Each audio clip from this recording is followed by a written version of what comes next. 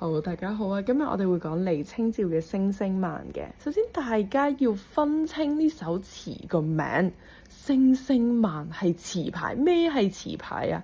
詞牌就係決定咗呢首詞嘅字數、句式同埋押韻規則嘅。咁點解叫星星漫嘅？因為呢首詞讀起上嚟啊，字句比較短促啦，聲音凄咽低會啦，所以就叫星星漫啦。而呢一首詞真正嘅詞題叫做秋情嘅。大家可能成日都會聽到尋尋覓覓啦，但係其實尋尋覓覓只係呢首詞嘅第一句嘅啫。考試千祈唔可以將呢一句同個詞題搞亂咗嘅。點解啊？因為其實呢首詞嘅核心就係借秋天嘅景物去書寫內心嘅情感嘅。咁所以讀呢一首詞嗰陣時，如果你喺長文答淨係識答作者好愁啊，咁我哋係會答唔足分㗎喎。我哋一定要結合翻佢晚年重大嘅遭遇啦，去解剖翻點解佢會覺得好愁啦。我哋留意呢一度主旨呢一個位，其實嗰陣時係正值北宋滅亡，北方故土淪陷，同埋佢丈夫。咁丈夫嘅名當故仔聽下就可以噶啦，叫趙明誠，亦都病逝啦。咁所以當考試問你佢借呢一樣事情，借呢一樣景物，帶出咩嘅情感啊？你一定要達到呢三個嘅情感層次嘅。第一，可能近自己啲嘅就係家破人亡啦嘅亡夫之痛啦。第二啦，就係國破家亡嘅故土之思啦，即係鄉愁啦。咁第三就係晚年自己一個流落南方嘅孤苦無依。呢三層嘅情感先係你拎足分嘅關鍵嚟嘅。咁有住呢個核心概念呢，其實你就即刻明咗全詞嘅主旨噶啦。呢一首詞就係借景抒情，借咩嘅景啊？就係借秋天黃昏嘅冷清景色，同埋雨打唔同嘅淒涼寂寞，去抒發咩嘅情啊？抒發佢因國破家亡，咁呢三個都係啱啱講過噶啦。國破家亡，丈夫早逝，同埋晚年隻身流落南方嘅咩嘅情話嘅極度孤獨、受苦同埋思鄉之情啦。咁記住呢三重嘅情感原因，我哋即刻由上篇嘅第一句開始講啦。尋尋覓覓，冷冷清清，淒淒慘慘戚戚。咁咪即係點解啊？即係到處喺度揾啦，尋尋覓覓啦，四周嘅環境冷冷清清嘅，咁內心係點樣啊？就係凄慘悲傷啊！咁考試咧就真係好中意問呢七組嘅疊字，喺呢度有七組啊嚇，尋覓冷清凄慘戚呢七組嘅疊字點樣帶出個主旨啦？咁你答呢一題嘅時候咧，一定要扣緊呢兩個層面嘅。第一就係個音韻效果，佢連用詞音同埋入聲字啦，營造翻回環往復，又係啱啱講嘅凄咽低會嘅音樂感啦。咁所以再嚟，點解叫星星漫？點解詞牌係星星漫啦？就係因為佢讀起上嚟好短，聲音凄咽低會啦。咁第二啦，就係個情感層次啦，佢係層次好分明、層層遞進嘅，由動作即係尋覓啦，再帶去個環境，個外在環境係冷清嘅，然後再遞進去內心嘅感受就係凄慘啦。咁所以開篇咧，佢又將內心空虛，試圖尋回翻個溫暖，但係又一無所獲嘅絕望感推向極致，係咁噶啦。你越有希望，即係你喺度揾就即係證明你有希望啦。但係老公又死咗，故土又一去不復，咁你點會揾到啊？咁越有希望就會越失望啦。咁所以佢而家就內心非常空虛啦。咁所以呢一句嘅疊字其實係總領咗全詞嘅悲涼寄調啦。下一句，乍暖還寒時候最難將息。咁啊，即係喺呢一個忽暖忽冷嘅天氣嘅時候，係最難調養身體嘅。咁其實將息咧係宋代佢哋口語嘅一個講法啦。咁其實就即係等於調養身體啊、休息啊嘅意思嘅。咁呢一個位嘅語譯可以留意返。好，再嚟下一句，三杯兩盞淡酒，怎敵他晚來風急。兩三杯淡淡嘅酒，怎能敵？敵就即係抵擋啊，唔係敵人啊嚇。不過你抵擋敵人，但係佢詞性活用轉為動詞，咁就係抵擋啦。怎可以抵擋住傍晚急烈來嘅寒風啦？呢一度包含咗全詞第一個怎字嘅反問，用反問語氣激發翻個矛盾，去抒發翻詞人體弱多病嘅無奈啦。咁你可能會問啊，又或者考試成日都會問啦，點解酒係淡嘅？係即係濃嘅相反啦。咁我哋要答翻兩個層面嘅，自己去 mark 低佢啦。第一個就係觸覺物質上嘅層面，以酒抵風。因為你諗下秋風猛烈啊，咁然後我個身體又好虛弱喎，咁我就試同係呢個就係當代人會諗嘅嘢啦，就係覺得飲酒係可以暖身嘅，咁所以佢就試圖飲酒去暖翻個身，令到自己覺得冇咁凍啦。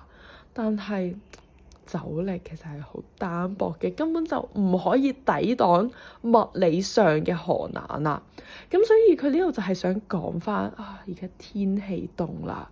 咁其實天氣凍就即係反映住佢精神個層面係極度孤單嘅。呢一個亦都係內心受苦嘅投影啦。嗱，咁我哋又想像下咯，老公死咗，自己一個流落異鄉啊，自己一個飲悶酒，呢一個咧就係帶出到佢有幾孤單，有幾受苦啦。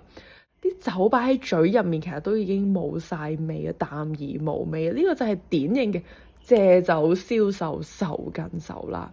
咁所以其實佢係借啖酒襯托翻冇人分擔嘅巨大孤愁啦。雁過也，正傷心，卻是舊時相識。大雁飛過，正當係傷心嘅時候，佢發現佢哋竟然係之前相識、往日相識嘅雁啊！呢一句咧就係關觸景生情事嘅。其實發生咩事啊？其實大雁喺古時候咧係意象住象徵信使嘅，咁即係雁竹傳書啦。咁李清照咧就係聯想到以前喺北方故居嗰陣時，大雁曾經係佢同老公趙明誠之間傳遞情書，寄託相思。咁而家咧，而家大雁飛又真係飛過啦，但係佢已經收唔到信啦，因為老公已經病逝啦。咁就好似見到以前嘅信使，咁啊即係見翻舊相識啦。咁亦都帶出咗無處寄託嘅亡夫之痛啦。咁第二個位啦，就係表達翻家國之思嘅。點解？因為其實大雁都係由北方遷徙去南方嘅候鳥嚟嘅，係因為天氣凍啦。咁所以呢一個位同李清照因為家國巨變，然後佢就俾人逼住離開北方嘅故鄉，去流落去南方嘅難民身世，其實係一模一樣嘅。咁大雁喺北方嚟啦，就好似故鄉嘅化身。咁所以見到大雁們，咁就瞬間觸動咗李清照內心嗰個深藏嘅亡國之恨同佢嘅鄉愁啦。好啦，咁對應翻雁碌沙，我哋睇翻個相片片子啦。主要就係借翻啱啱講嘅景物啦，即係咩嘅景物啊？就係秋風同埋南非嘅過晏，描寫翻李清照自己飲酒韓愈嘅冷清清景啦。咁亦都抒發翻佢自己一個流落南方嘅孤寂同埋思鄉同埋戀夫之情嘅。咁呢個主旨其實我哋都有講過噶啦。咁而家我哋順住個 notes 講到下片啦，呢一度嘅字詞變性同埋啲語法位呢，一定要留意嘅。滿地黃花堆積，潮水損，如今有誰堪摘？滿地嘅菊花堆積，枯萎凋零得好勁。如今仲有邊個可以去採摘呢？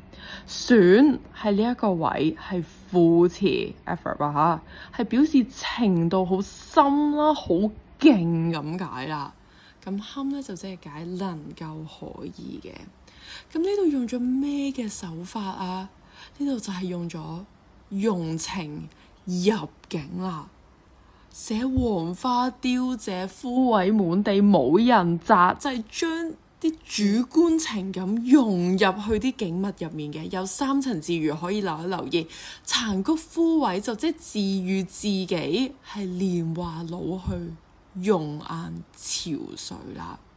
咁第二咧，掉落滿地即係咩意思？就好似自己嘅晚年好似花咁樣，好似落花咁樣啦，流落南方漂泊無依嘅。第三個呢個可以 optional， 自己可以寫低佢。如今係冇人摘呢啲花嘛，就好似以前有老公一齊賞花摘花，但係個老公已經逝去，自己孤身一人，已經冇人去憐惜啦。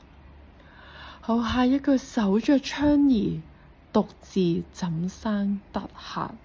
咁啊，即係孤單咁樣守喺窗前面啦，獨自一個人，要如何怎生？其實就即係如何能夠捱到天黑啦。咁呢一句話咧，係寫中咗李清照晚年嘅孤獨同埋受苦咧，都係主旨嘅嘢噶啦。雖然睇落去呢一啲字好似好簡單，但係其實係用咗古漢語嘅語法嘅，即係例如黑，大家估唔估到係咩詞性啊？形容詞黑色啊嘛。嗱，而家就係形容詞嘅，但係其實喺呢度咧，佢係活用咗作動詞之用，即係乜嘢啊？即係其實呢度嘅黑咧，就係即係解捱到天黑變黑嘅意思啦。但係其實咧，有另外一個講法咧，得咧其實都係結構助詞嚟嘅啫，所以其實都係冇咩意思嘅，都係一個程度上嘅意思嚟嘅啫。咁所以考試好少會問得呢一個字嘅，但係反而咯，山咧。山咧，其實我哋要連埋前面個枕字嘅枕山，其實咧唔可以拆開㗎嚇。咁所以枕山咧意思就係點樣啦、how 啦、如何啦。咁呢個位都幾常問嘅，咁所以可以留一留意。然後到呢一個反問就係全篇嘅第二個反問啦，第二個枕字嘅反問啦。咁就講翻強烈控訴翻時間過得太慢啦，咁就可以令抽象嘅孤獨感具體化為自己一個睇住個天色，慢慢咁樣暗落嚟，係好慢嘅度日如年嘅煎熬啦。咁所以係好有感染力嘅一句嚟嘅。梧桐更兼細雨，到黃昏點點滴滴。到咗黃昏，細雨打喺梧桐葉上面，發出點點滴滴嘅聲響。咁呢一度就係用咗疊字，加埋多感官視聽嘅效果啦。呢一句係呈現咗細雨落嚟嘅綿延情景啦，同埋呢一個疊字更加係強化咗個聽覺效果啊！我哋完全係可以 feel 到雨水不斷咁樣打喺梧桐葉上嗰種沉悶嘅聲響，令到成個畫面係好栩栩如生嘅。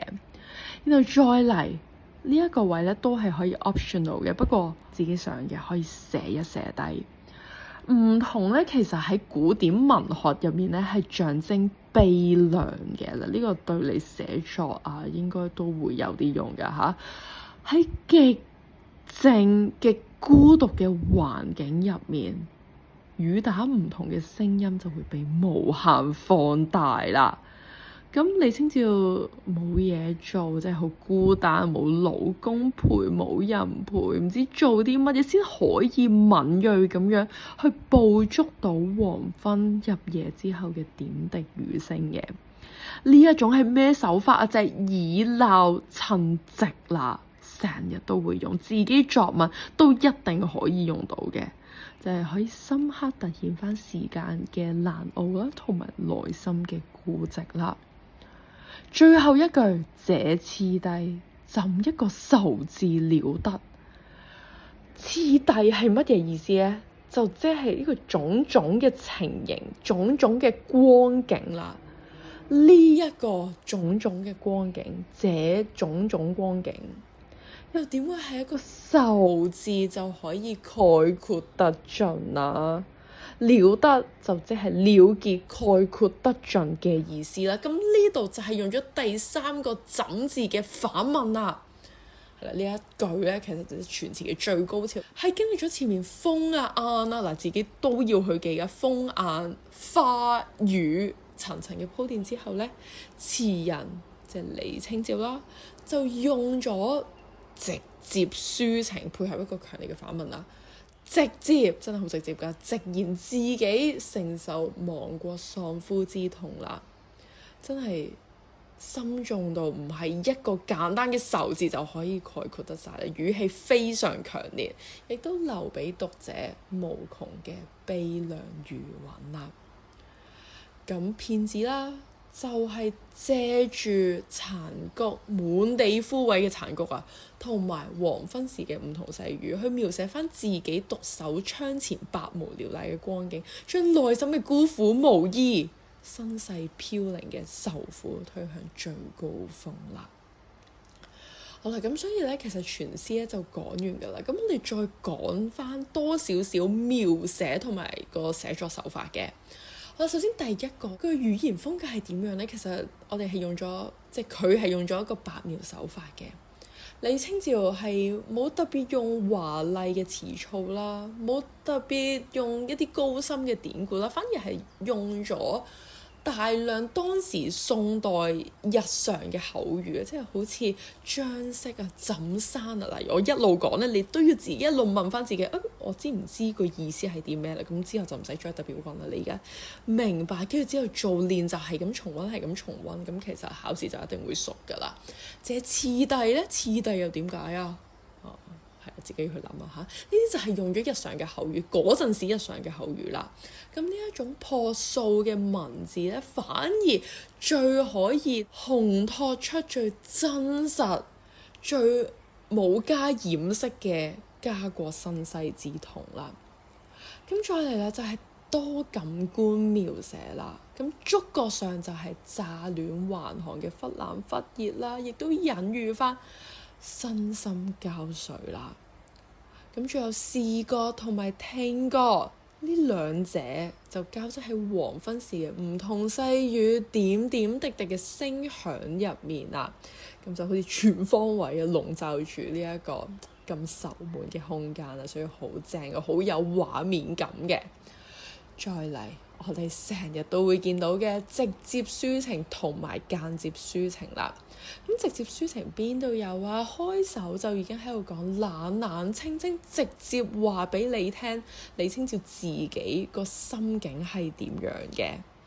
又或者去到最後嘅呢個次第，點樣可以一個愁字就講到啊？去直接講翻自己有幾愁啦。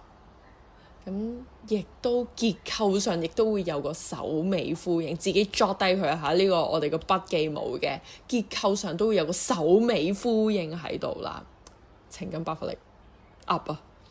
好啦，跟住最後間接抒情，咁間接抒情咧，自己都要分翻觸景生情同埋原情寫景係有乜嘢分別嘅？原情寫景就即係用情入境一模一樣嘅啫。咁首先啊，我哋借景抒情咧，其實係你見到個景物，然後就觸動咗你內心嘅情感，所以係有景先有情嘅。咁用情入景係乜嘢？你本身已經有個情感喺度，你見到一樣嘢，你就投射咗自己嘅情感喺個景物身上啦，令到個景物有你嘅影子，有你情感嘅影子嘅。咁首先你要分翻咩係借景抒情，同埋咩係用情入景先。好，分到之後呢，我哋就講邊個用咗借景抒情啊？雁過也正傷心，卻是舊時相識。咁呢一句呢，其實我哋啱啱都有講過係點解㗎啦。咁所以就係用北方南飛嘅過雁為契機啦，觸動咗家國嘅故鄉之思同埋亡夫之痛嘅自己，都要諗翻點解雁會係帶到呢兩個情感啊？啱啱有講過嘅。咁到下面嘅呢一個用情入景啦，滿地黃花對借潮水選，如今有誰堪摘？咁呢一個咧都係啱啱講過㗎啦。